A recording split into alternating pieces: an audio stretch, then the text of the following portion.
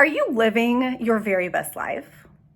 Do you have clarity on what living your very best life even looks like?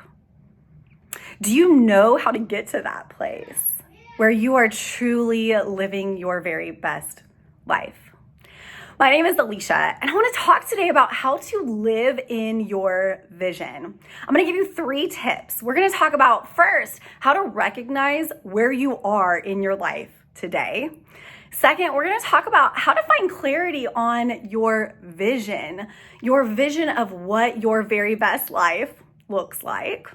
And then finally, we're going to talk about how to bridge the gap between those 2 places. So I encourage you to grab a sheet of paper and a pen.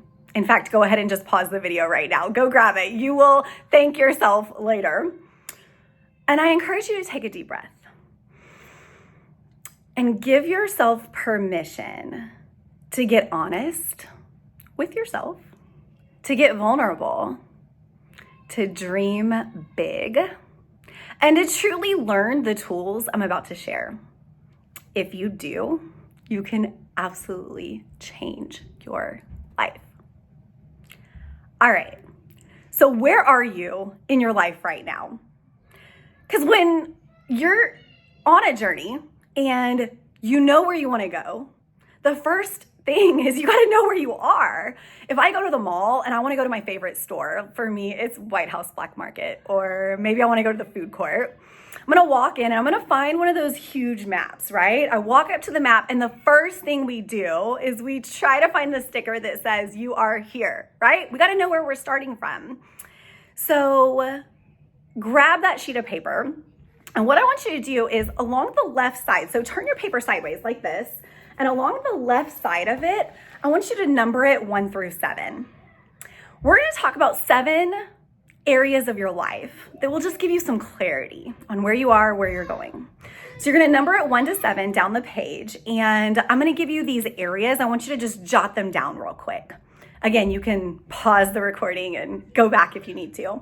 So the first area is you're going to write down the word spiritual, your spiritual life. Number 2, physical nutritional. Physical nutritional. 3, relational.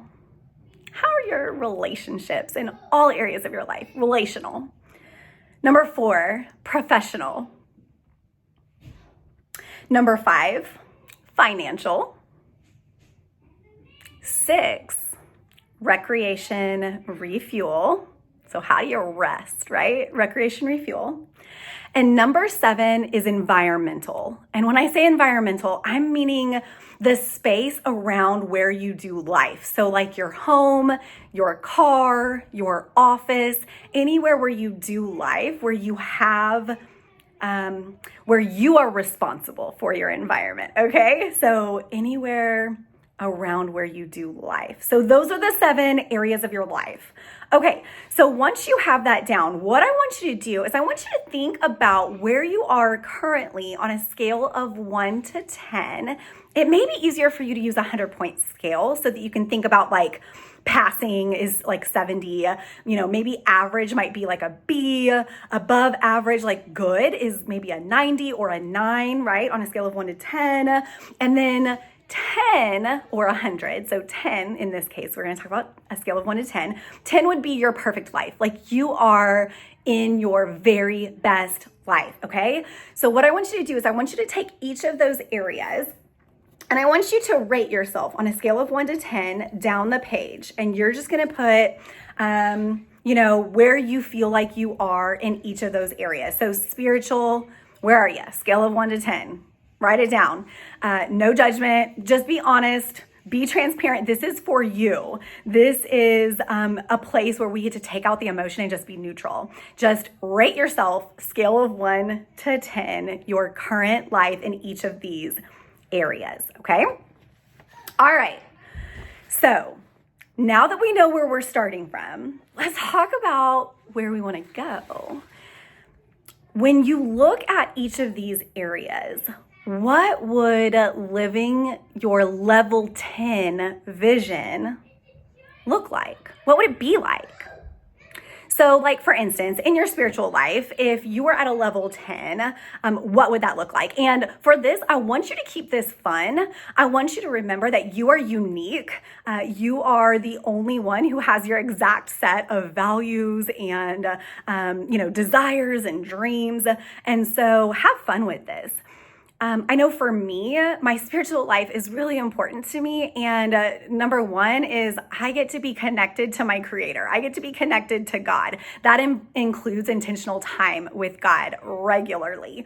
It includes being a woman of faith, not just a woman who talks about faith. It includes embodying peace. So trusting that God's totally got me. And it includes embodying love because God is love. And so I know that when I am living a level 10 vision for my spiritual life, I will see the fruit. I will be living out that love, right? Okay, so that's just an example. Physical, nutritional, maybe it's I will have the energy I need to do what I'm called to do. I will be confident so that I can better focus on who's in front of me. I will be loving, and so that might include taking naps or making sure I get plenty of sleep, eating healthy so that I feel my best, and moving my body. All right, you get those examples. I want to share a story in the relationship sphere, because when we think about the relationships in our life, these are all relationships. So yes, with your significant other, your spouse, with your children, with your parents, friends, coworkers, everybody. After a 15-year marriage that ended, I found myself as a single mom of 3. And God really took me on a journey of healing. And I started to really pray for my future husband.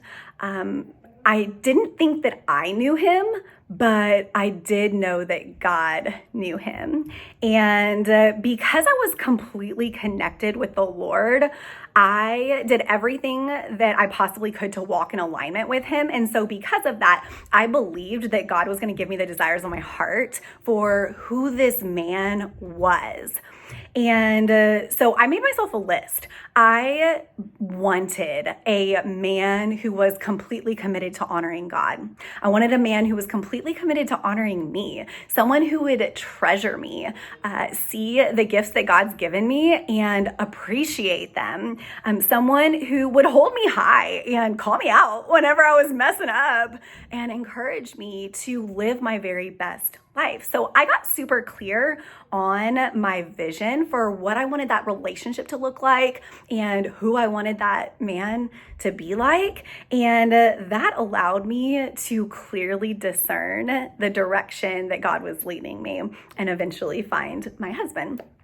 So I encourage you to get really clear on your vision for all of these areas of your life. So all 7 of these areas, I encourage you to take some time and really get specific with each area.